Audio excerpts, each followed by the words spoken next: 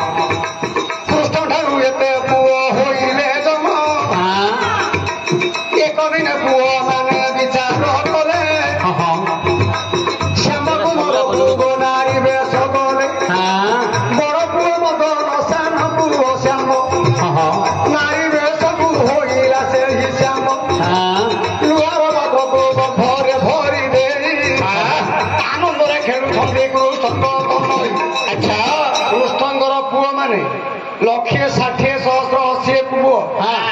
एक दिन विचार कले बड़ पुओ मदन पुओ सांब ये सांब पुओ को नारी बेश कर लुहार पात्र टे पेटरे भरदे गर्भवती हेले खेलुंट मन अष्टवक्र नाम मुनि झेलो 8 बाकड़ा से ऋषि 8 बाक से ऋषि आसती ए पुओ मान पड़ी आस गले आस हे प्रबर आसकू आस आस हे प्रबर